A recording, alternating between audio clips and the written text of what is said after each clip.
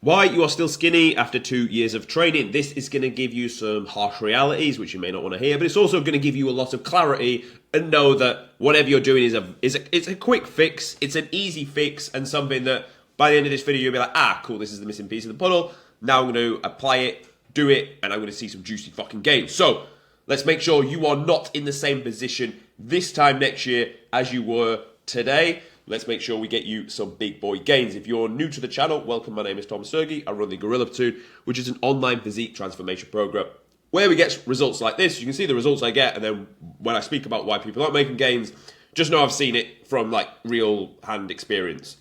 So we're going to cover why you're still skinny after 2 years of training into 3 topics. People are still skinny because they either lift wrong, they lift like a pussy, or they couldn't put their hands on and tell me the progress they've made over X amount of weeks. Now, one thing I want you to understand, whenever you are lifting weights to get bigger, you are not lifting the load from A to B. You are stretching and shortening the muscle under load. So it's important to have an understanding of where does the muscle start and where does it finish. A common one, which people will get wrong, is when it comes to training your chest, they will press the load from their hands. The chest, for as long as I can remember, does not insert anywhere in and around the wrists. So let's hold that concept, and we're going to go into some video analysis. Okay, so here we have a typical chest press machine. You've probably seen this form of machine in your gym. And we're going to explain why it's a good machine and how you should actually use it. So your chest will start here by your sternum. It will run across the rib cage, and it will insert onto your humerus, your upper arm.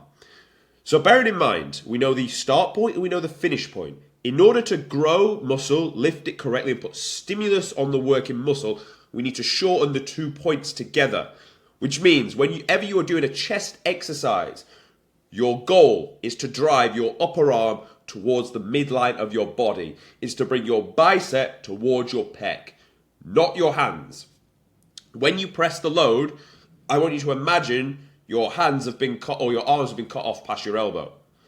So you're going to press by driving your biceps together to shorten the muscle. As a result, of course, your hands are going to end up straight. But if you were to press from your hands, the tension would be on the shoulders, because you're going to push away from the hands. You're going to do whatever you can to get the load up, and the tension is going to finish with the shoulder because it's much easier. And dare I say it, for most people, your shoulders are probably bigger than your chest. Even if we looked at the actual surface muscle of a shoulder versus a chest, dare I say it, in many ways it may actually be bigger. And for a lot of people, it definitely fucking is. Because it's harder to actually contract the pecs. And I used to think of this for the longest of time. I'm like, with a bicep, it's easy. You can feel it when it stretches, it shortens. But when you press the load up and down, it doesn't feel the chest as much. And that's the problem, because people don't set it up correctly and lift with their chest. Notice, if you're going to lift with the working muscle, make sure the working muscle is on show. So if you're doing a chest exercise, your sternum bone is up. It's not caved in. If it's caved in and you try to train your chest, you're not going to. Your shoulders are going to take over the brunt of the work. Likewise, if you're trying to train your back and you're hunched over like this and the lat is extended rather than in this position here, you're not going to be able to shorten it as efficiently unless you brace yourself correctly. So the setup in the way you perform each exercise is important. I think people lose that. They jump in a machine, like, oh yeah, chest, I'm not really feeling it, but like, we lift fucking 100 kilo now. It's not about the load. The load is just there as stimulus.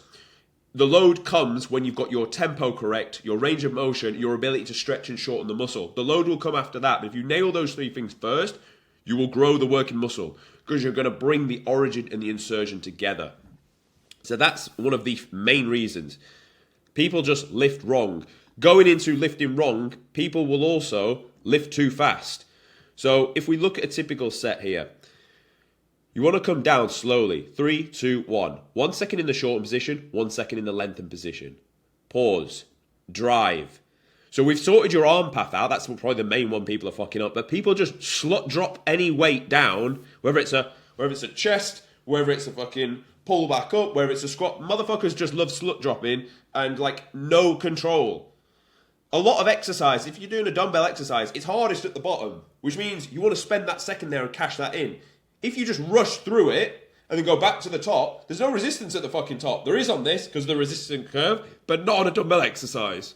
So if you never lifted with proper tempo, which, as a rule of thumb, lift for 3 seconds in the lengthen on the way down in the eccentric, hold it for 1 second at the bottom, and it will take you roughly 1 to 2 seconds to drive it back up. That depends on what rep within the set it is. Rep 1, 1 second. Rep 10, fucking 2, maybe 3 seconds.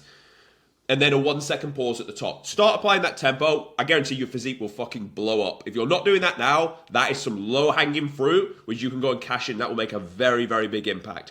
If we stack that along with the fact that you fix your arm path and we're working the actual working muscle, then we're going to be in an even better space.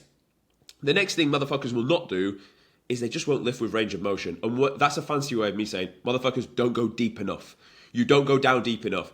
And going back to the arm path, if you flare your arms out higher than this at like 90 degrees, you won't be able to go as deep and you'll end up grinding the shoulder. So for chest, just tuck your elbows in slightly and you'll be able to get, instead of pressing like this, tuck it in a bit and you can get all the way back here. Nice quick fix. Greater range of motion. What that means is more distance traveled. More distance traveled is more tension on the muscle, therefore it will have a reason to grow. So we've added more time on the muscle, we've added a longer distance on the muscle, we're actually shortening and stretching the muscle together in order to get it to grow. The last thing we need to look at is your intensity, aka not lifting like a humanoid virgin. We're lifting like we're lifting with intent. We're lifting like we want to fucking do damage to the muscle because that's what you're there to do, or it won't grow. It really won't. Let's have a look at what a working set should look like. So this is an example of how your set should look in the gym.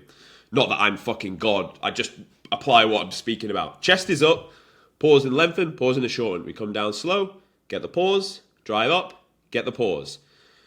I will also add, you want to train fucking hard, but you want to remain composed, which means you still apply the first 3 principles we just spoke about to intensity. Starting to slow down here, rib cage still stays up. We're driving, here we go. Courtesy composory breaths.